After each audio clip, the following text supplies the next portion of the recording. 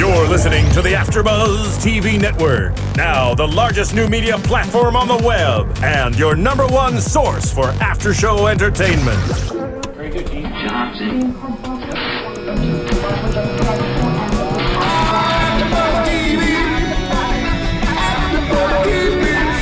The AFTERBUZZ Studios in Los Angeles, California. Presented by Maria Menounos and streaming live thanks to Akamai Technologies. This is AFTERBUZZ TV's The Voice After Show.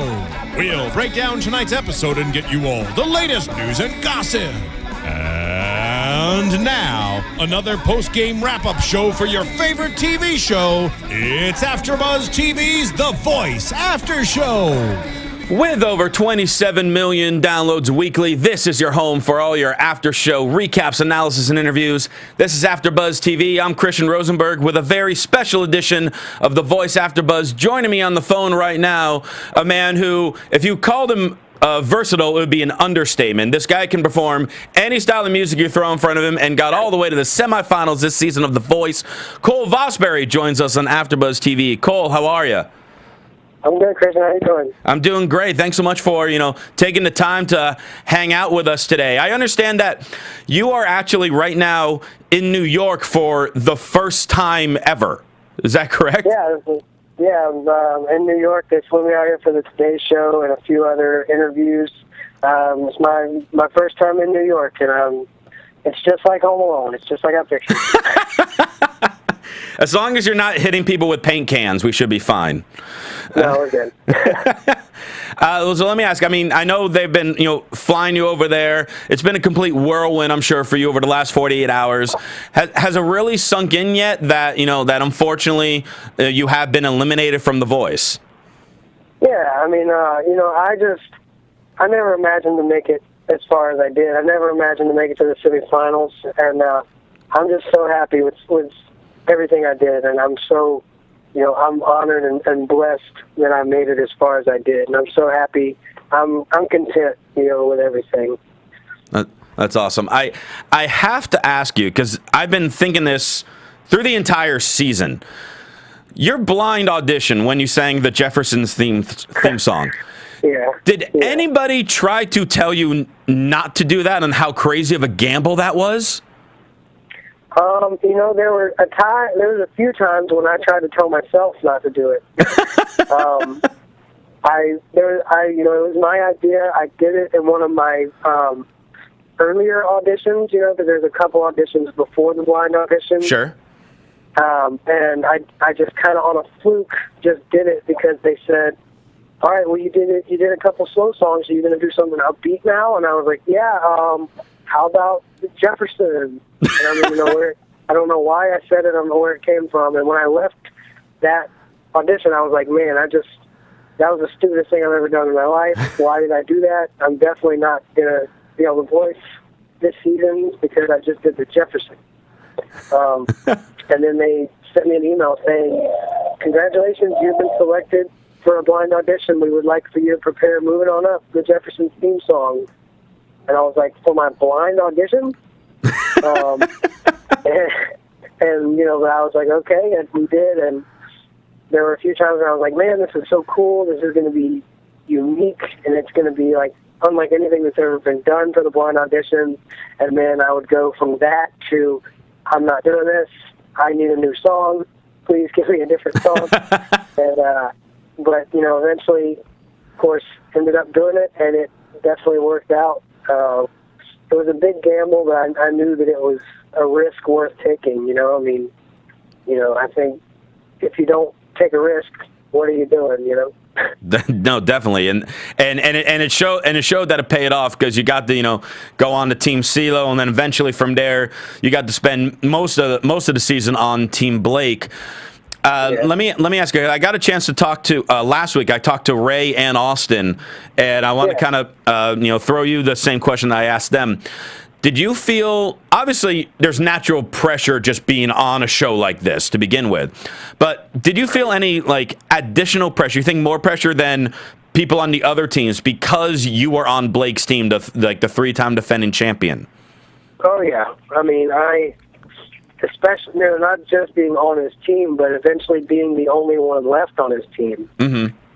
I felt a lot of added pressure because that Team Blake legacy is really strong. And, you know, I felt like, man, you know, if I don't win this thing, I'm you know, it's silly, but I was like, I'm going to forever be the guy that ended his winning streak, you know. And What? Come on. but then, you know, I think Blake and I both were like, man, you know, he can't win again. Like, if he wins again, I think people are going to be like, okay, well, time for a new show, because if we know, you know what I mean? It's like, let somebody else win, you know? Like, so I had the feeling the whole season of like, or ever since I was on Team Blake, of like, I'm not going to win because, you know, God has this thing planned out, and I don't think God's going to let Blake win again. You know, so because I feel like it's all written in the stars, whatever's supposed to happen, you know? I feel like I was supposed to be on Team CeeLo for 2 rounds, and then, you know, spend the rest of my season on Team Blake. And, you know, I definitely felt that added pressure being on Team Blake, but, you know, I didn't want to let him down. I didn't want to let the Team Blake legacy down. And I told him that after I was eliminated, and he was like, man, that's ridiculous. Don't worry about me. Don't worry about Team Blake. You can worry about you. That's what this is about. And, you know, that was the biggest thing that was the best thing about Blake as a coach, I think, is that he really cared about us. He didn't care about a 4-peat. And, you know, last year he didn't care about a 3-peat. I think he cared about his artists. And that's really how he is. I know it's only been 48 hours, you know, since that night, but have you heard from Blake since the end of that episode? Like, yeah, that night after the show, you know, the producers came and got me, and they said, hey, Blake wants to talk to you. And I went and hung out with him and the Swan Brothers and Danielle in his trailer for a little bit, and we talked about it, and we said all those same things of, like, you know, he was proud of me for as far as I'd come, and not to worry myself about, you know, not worry about him and not worry about Team Blake, and just focus on me. And he's making calls for me, calling booking agents and managers, trying to help me out still. You know, he really lives up to the job description of a coach. It's not, you know, he's not just about that time on the show. He's about meeting new artists and meeting people that he can mentor and help for the rest of their careers. And I think that I'm going to have him in my corner for a long time and have him on my side, you know, helping me get this thing done, you know. That's awesome to hear that he's you know, continues to do things like that for his team. I've talked to like some other members of Team Blake from previous seasons, and they've been, you know, saying the same thing. So that's really awesome to hear. I want to almost kind of play a little game with you right now. Just simple yes or no answers, because I was talking about how versatile of a musician you are.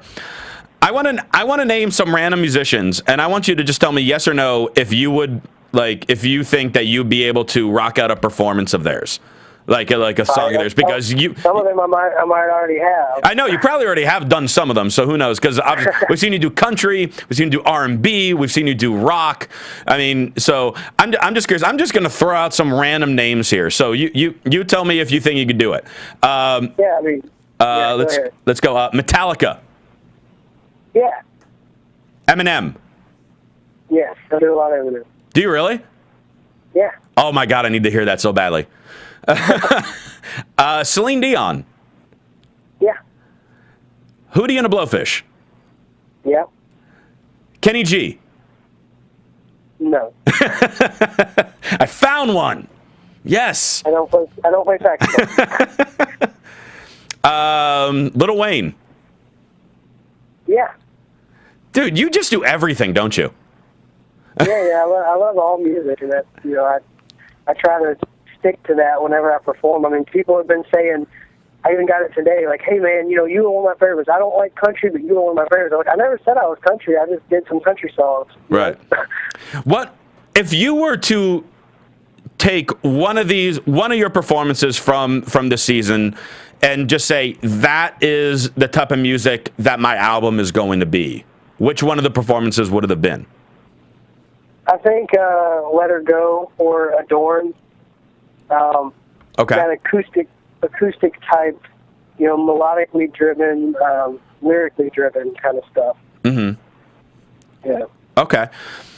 We've seen in like the rehearsal footage throughout the season, there were a few times where you were starting like your rehearsals while playing the piano, and then Blake kind of moved you away from the piano. But then finally this week you got to play piano. I mean, was that something that you've been really driving to try to do all season, or just kind of happened to fall into place like that? I really wanted to show people that I'm also a piano player as well as a guitar player, and I tried on a couple songs and it just wasn't the right song, and I think all I said was I want to try this on piano, and that's what those rehearsals are for, Mm-hmm. And I said I want to try this on piano and see how it sounds. And every time when I was done, Blake and I both just looked at each other and knew, no, this isn't right. But they aired it that way like 2 weeks in a row, and I'm like, damn, people are going to think that, man, this guy must suck at the piano. Poor guy, every week he tries to play piano, and they just don't let him. But, maybe I am a guitar player first and foremost, so maybe I shouldn't have played piano. I don't know. My last performance was me on the piano, and maybe, and I definitely, when I listened back to it, I tried to avoid listening back to Shameless the last night I finally did, mm-hmm. and I seem to be vocally strained a little bit sitting down at the piano, so maybe I should just primarily, at least on the show, maybe I should have just primarily focused on guitar and just done that whole thing, because Blake told me, 10 times, he's like, man, I know you really want to play piano real bad, but, there's something about you and the guitar. It's just you have a great vibe that way, and I think that's what you need to stick with. And so, the first song I play piano on, and I go home, I don't know if that had anything to do with it, but, it could have. Right. And, right. But I definitely wanted to, I did want to play piano. I just wanted to make sure it was the right song.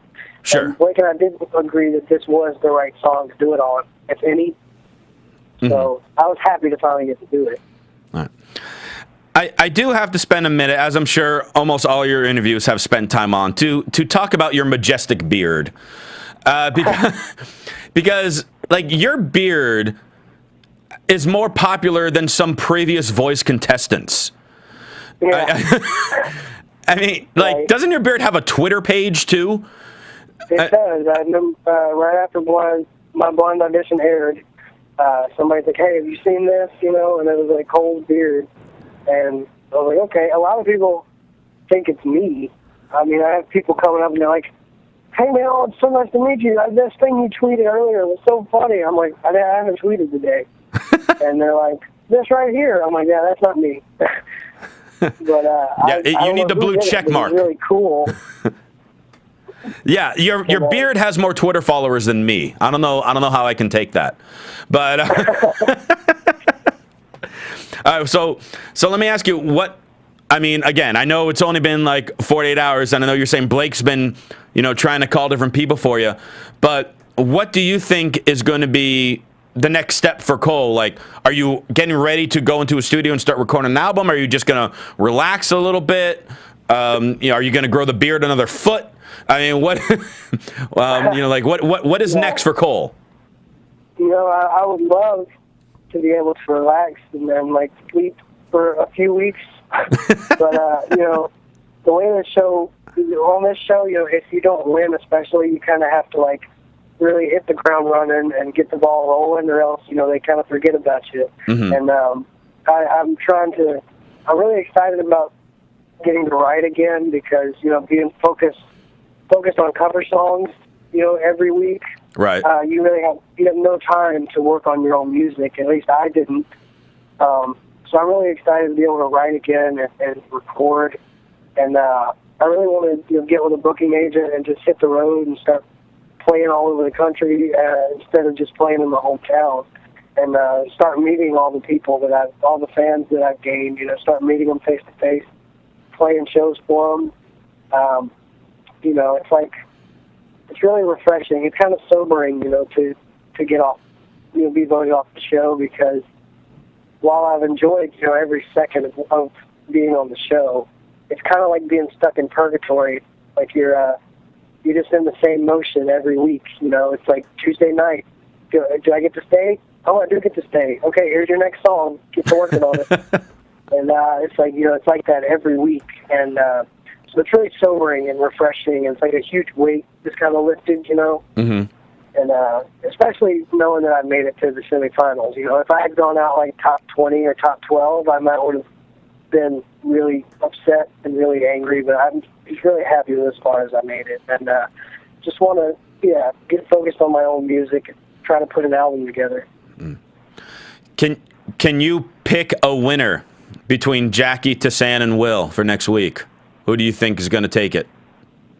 Well, I have been saying from the beginning that Tassan is going to win, and I still think that. It's not just because she has a beautiful voice, but she also has a beautiful spirit, and she's just she's the most genuinely kind person that I've ever met, and I think that comes through on TV. When people watch her, they see that, and it's, as much as it is about the voice, it's also about, if you can have the right personality, that helps too. And, my personality was able to get me to the top 5. And I think her personality is going to be her personality along with her voice and along with her spirit is just going to be able to get her to the winner's circle. And I'm pretty sure that, I'd be really surprised if she doesn't take it all the way. Well, gotcha. Well, Cole, I can't thank you enough for, taking the time to talk with us today. If you're not following Cole on Twitter yet, which you should be already, but if you're not, you can follow him on Twitter at Cole Vosbury, and you can look up that beard Twitter page too if you want, but it's not him. So just know for a fact that it's not Cole running that Twitter. And I need to see a link of you performing Eminem. I need to see this because I think that would blow my mind. Well, whenever I hit the road and I'll start playing them, you know how people are with their cell phones. I'm sure it'll be online any day. Well. Next time you come out to LA to perform, you let me know because I'm going to be there and I'm going to be screaming Eminem songs. I'm not going to be yelling Freebird. I'm just going to be yelling random Eminem songs instead. Awesome. So, Cole, thank you so much. I can't wait to see you perform on the finale next week. Thank you so much again for taking the time to chat with us today. Have a happy holiday. Again, you can follow Cole on Twitter at Cole Vosbury. You can follow me on Twitter at CRosieVOC. And for all your AfterBuzz TV news, you can follow them on Twitter at AfterBuzz TV. Cole, once again, thank you so much for taking the time. And we will see you all next time. All right, man. Thanks. It's been a pleasure. Thank you, Cole. Have a good day. All right, man. You too. All right. Bye. From executive producers Maria Menounos, Kevin Undergaro, Phil Svitek, and the entire AfterBuzz TV staff, we would like to thank you for listening to the AfterBuzz TV network. To watch or listen to other after shows and post comments or questions, be sure to visit AfterBuzzTV.com. I'm Sir Richard Wentworth, and this has been a presentation of AfterBuzz TV. Buzz you later. The views expressed herein are those of the hosts only and do not necessarily reflect the views of AfterBuzz TV or its owners or principals. Thank you for watching AfterBuzz TV on YouTube. For more of your favorite after shows and interviews, subscribe to our channel here, and be sure to share your opinion on the episode in the comment section below here. We'd love to see what you guys are buzzing about. Thanks again. Buzz you later.